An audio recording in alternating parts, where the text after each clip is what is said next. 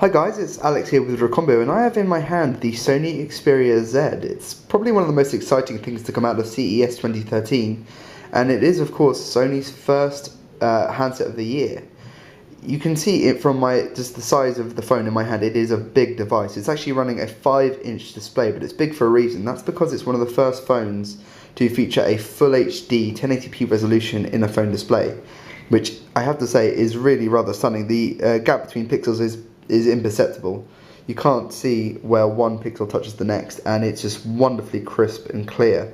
And also colours are very lovely and vibrant on there too. Before I go deeper into the UI, if we just have a look around the device, we're running, this is the first phone of Sony's with Omnibalance design. Omnibalance is the new design language that Sony are using, and we'll likely see reoccur again in some more of their 2013 handset lineup.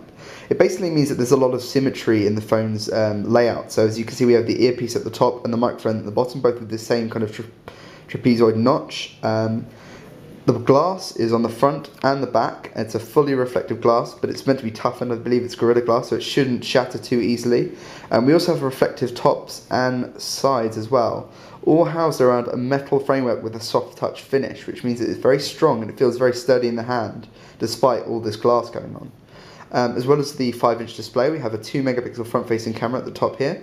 Along the top, under a tab in this top right-hand corner, we have the headphone jack. On this side, we have another tab here for the SIM slot. It's a micro SIM device. We have a power lock key on the side, which is a big, obviously notable inclusion, and a volume rocker. No discernible shutter button, which is unusual, as Sony have included shutter buttons on previous flagships. And on this side, in the top left-hand corner, we have the micro USB port as well as a micro SD card slot. Now, the Xperia Z comes with 16 gigabytes of inbuilt storage, but also houses up to 32 gigabytes with expandable micro SD card. On the back as well, I forgot to mention, there's also an 13 megapixel front-facing camera with an LED flash, and that's the entirety of the back of the phone. If I just quickly unlock the device. This device is running Android Jelly Bean, but of course Sony keep things quite light. There's a few apps and services, small widgets that Sony include on their Android devices, and they have a very distinct feel and look to them, and they all seem to work very well. This is a pre-release version, so the device isn't fully finished, and there are a few rough edges with certain glitches and crashes, but on the whole it is very stable. As you can see, jumping around, it's extremely fast and fluid, and that's because it's running a 1.5 gigahertz Qualcomm Snapdragon S4 Pro processor. So it's one of the most popular quad-core Qualcomm chips around right now. It's the same chip that we've seen in the Nexus 4, the Google Nexus 4, and the LG Optimus G, if you're aware of that handset. There's also 2 gigabytes of RAM on board, and what else? There is also a whole suite of applications that Sony have included. So as well as having Walkman, album, movies, and Sony Select to access various content on the device, such as your photos and videos, you can even stream and download content from Sony's online services as well with the unlimited thing. So as you can see down here, we have Video Unlimited, which is one of Sony's services.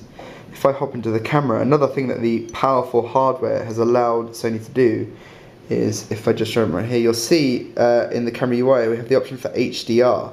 Now, HDR, or high dynamic range, is to take, basically it improves the quality of stills and video, which is a new feature, by taking a low and a high contrast shot simultaneously and compositing them into a finished shot that is neither over or underexposed. It's a very impressive feature that we will look forward to testing out more in the final version of the handset.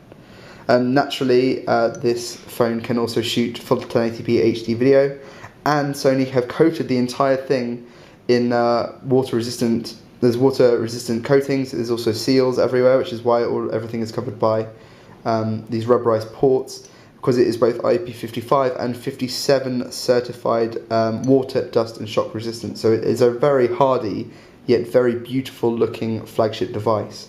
So that's the first look that we've had in depth since CES at the Sony Xperia Z, and we can't wait to see more of it soon.